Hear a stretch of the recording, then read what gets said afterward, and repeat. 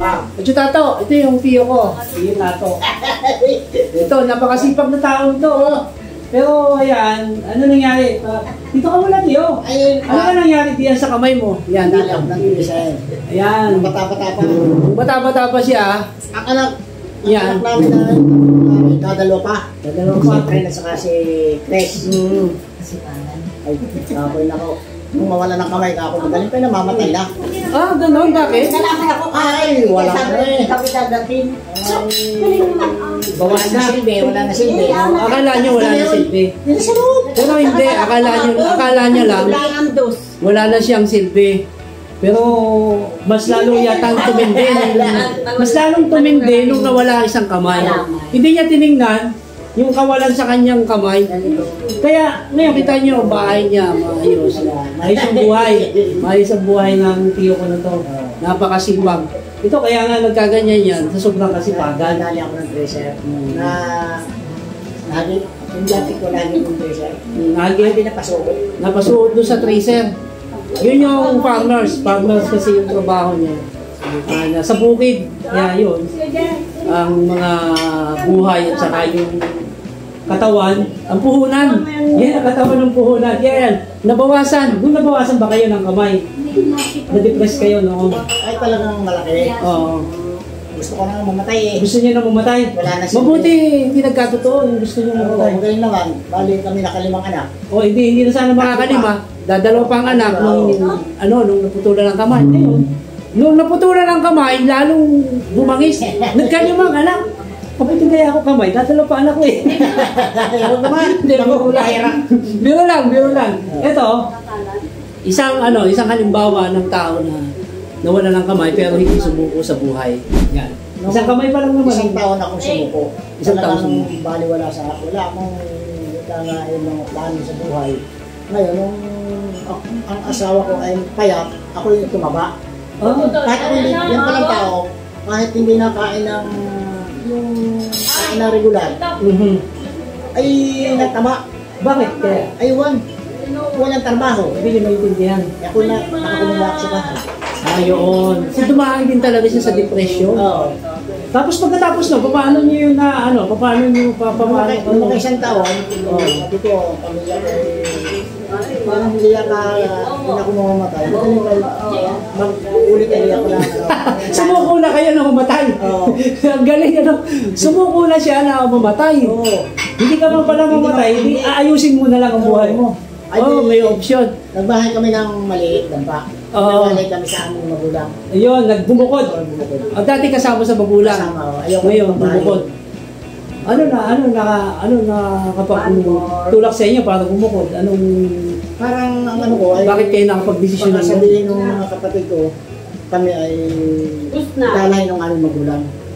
Parang kargo lagi. Oo. Ngayon, para malaman namin yung kawalan, yung halimbawa, bigas, kape. Para maging independent. Lahat. May independent. May responsibilidad talaga. Simula kaming magbaboy. Babuyan? Magbaboy ng isang inahin. Tandaan niyo yan guys may babuyan siya dati. Pero isa lang ang kamay, di ba? Ngayon, yung kahit ako natira ng tracer, ay may lumabas pa kami tracer na maganda yung kapaw na. Ay yung natalsik na yung buhok. Natalsik na. Bumili pa ako. Matagal na yun guys matagal na yun. Yung panahon na yun. Mga way back 1990, mga 1998 yun. Yung technology natin hindi pa ganun. Iba na ngayon. Ngayon yung mga harvester na. Oo. So nakikita ko siya. Nagtitracer siya nung time na yun. Wala siyang kamay na isa. Tapos hindi siya kalakihan na tao. Napakaliit niyan. Kumbaga, kulang sa height. Pero grabe ang determinasyon sa buhay. Nung ako ay napanahon yun, muli kami ng baboy, nag-alaga ako ng baka. Yun, napag-aral ko ako mga anak. Nakapagpatapos ng mga anak. Tapos na sila. Si friend, patapos ng anak. Si man, dalawa.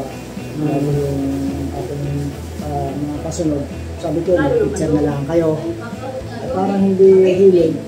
Ayun, nakikita sa Hindi naman kayo sa loob. Sa tingin nyo, ano naman ang mga may payo nyo sa mga Kagaya ninyo na nagkaroon ng disability na kumbaga para kung nandito sila sa punto na nadidepress sila, anong magandang payo mo sa kanila? Ay, ang may papayo ko. Kung ano naman yung tulad ko, halimbawa yung accident nga, wala ng isang kamay, ay hindi yung dahilan para mawalan sila ng pag-asa. Pagkos, magkaroon pa sila na determinasyon. Kahit tayo ay mawala ng pag-asa, ako katulad mo, mawala ng pag-asa ko na nakabili kami ng kapirasong lupa. Hindi yung kapirasong lupa ha. Ang lupa na sinasabi nila na kapiraso ay 4 na hektarya yun. Ilang hektarya? 4 na hektarya lupa na bukirin. Yun ako yung nagbukid ulit. Pero nakita ko noon sa kanya, meron siyang itikan yung... Alam niyo yun, nag-aalaga siya ng itik. Ilang itik alaga yun? 900 ang alaga ko noon. 900 itik. Ngayon, paitlogin yun, yung ginagawang balot. Paligaw yun. Ngayon, pag nakatanim, pinapakain ng pigs, pinapakain ng palay. So yung itik na yan, noong time na yon, hindi siya perwisyo, nakakatulong siya sa bukid. Kasi yung dumi niyan, nagkikipataba sa lupa. Tapos yung kinakain niya yung pesting kohol, yung nangangain ng palay, ng halaman. So kinakain ng itik na yan. Kaya ang laking tulong ng itik. Tapos meron pang itlog na ibabalik sa'yo. Plus pwede mo ibenta yung itik pagka ano na, yung matanda na. Pag mahina lang mga itlog. Yun na ako ikuhan. Kaya balik 3 taon akong maitik. Ngayon, sa nakita nila na ako'y kumikita, marami nagsigaya. Ang ginaya yung itik. Ano nangyari doon sa mga kumaya? Yung aming mga paligawan, kaya halos nagkulang. Kinulang kayo sa range, sa pre-range. Na doon sa mga pagkainan namin sa pala, yung pagnakaan, halos nag-agawan kami. Agawan sila sa paligawan, sa pakawalaan doon sa range. Kaya ngayon, nung mangyari yun, pinagbili ko na yung ito. Pinagbili nyo na kasi nga, hinayaan nyo na lang, pinagbigyan nyo na lang yung iba na... Mahirap nga dahil nalulugi. Nalugi pa? Nalulugi, oo. Kaya pinagbili ko. So, kailangan din talaga lagi nating i-adjust yung situation sa kung ano yung mga dapat nating tanggalin at kung ano yung dapat nating adapt. Oo, ayun pala kami dahil sa, yun nga, nababuhan ako dahil kumikita ako. Ngayon, yung batang huli na nagsigaya nga yung mga kapitbahay ko, yung mga kaibigan ko, nakita nila, ang kumikita ako. Ngayon, ginaya nila. Mas marami pa ang ginawa, ang inalagaan nilang itik. Ngayon, isa lang ang panahon din silang nakapag-alaga, pinagbiling na rin. Tumigil na rin. Kung anong nalugi. So, sa tingin ninyo, dahil gaya-gaya lang, gaya. Hindi naman kagaya ng sa inyo na meron kayong mga purpose kung bakit kayo nag-alaga ng itik. Alam na alam nyo yung... Dahil yung... So, yun yung mga negosyong gaya-gaya. Nakita nyo lang sa kapitbahay ninyo na ganun yung negosyo, ginaya nyo lang. Hindi naman yung talaga sa inyo at wala naman kayong purpose. Yun yung mga delikado na... Sila yung walang bukid. Wala silang bukid na kagaya nyo. Ngayon, ang akin, yung kanilang ipot, kataba, ang itlog, may pagbibili, yun. Ayun, bali 3 taon ako noon. Ngayon, nung balugi na ako, sabi ko parang mahinang kita. Ipinagbili ko bago nag-alaga ulit ako ng baboy. Baboy ulit. Maganda naman ang kita sa baboy. Maganda naman. Maganda. Ang problema lang dito sa amin ay nagkaroon ng sakit ng baboy. Nagkaroon din ng sakit? Oo. Parang yung sa amin may ASF. Nagalaga din ako ng baboy kaso nasabay naman ako dun sa parang epidemic ng ASF. So, stop muna ako ngayon pero babalik pa ulit ako sa pagbabago. Dito naman kami, yung pang hen. Kaya sabi ko, basta yung payo ko nga doon sa mga medyo nagkaroon ng accident na katulad ko, huwag naman nangyari. Ay, huwag silang manghina ng loob. Tuloy lang ang buhay hanggat buhay. Hanggat buhay, may pag-asa. Kaya nga lang ako ganito, medyo... Ako 72... Wow, na ako. 72 ay nakakapag-contractor pa ako. Nakakapag-contractor pa. Ang lakas pa, oh. Oo, kaya nga lang ang problema ko, na-accident ako sa motor. Tsaka, ano siya, na-accident pa sa motor. Tingnan nyo, Wala lang isang kamay, nagmotor yan, aksidente ito. Huwag niyong gagayahin yun, wala na kayong kamay, bumotor pa kayo. Hindi, biro lang, pero ito, ingat-ingat lang po tayo.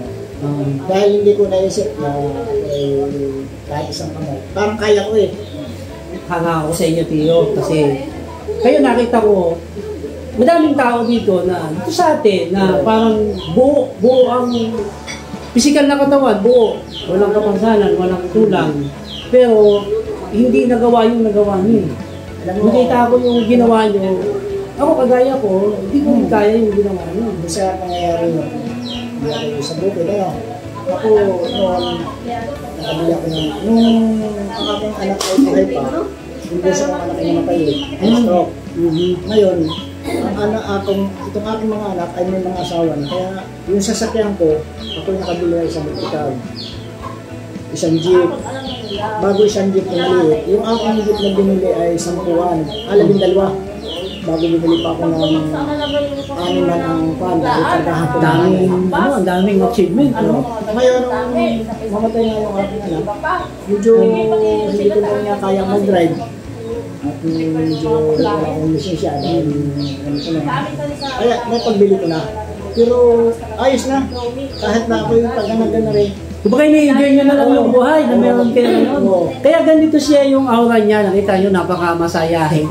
Oo, palagi may ngiti pa rin sa kanyang mga... Ito, ang daming team. Itong si Larry ay dito talaga ako. Ayun, kinukwento ko sa inyo. Dito talaga ako pinanganak. Dito ako lumaki, pero umalis ako dahil yun nga, medyo mahirap ang buhay dito. Parang hindi para sa akin to. Hinanap ko yung lugar kung saan ako po pwede. Kaya ako natutuwa ako, may binabalikan pa ako na kagaya nyo. Salamat sa inyo. Salamat mo yung pangarap. Papunta pa lang po tayo. Hindi pa tayo nakakarating sa talagang gusto nating marating. Yung lahat naman tayo eh. Lahat tayo, meron tayong pinapangarap pa sa buhay. Ito, nagpapasalamat ako sa kanya. Inspirasyon siya sa akin.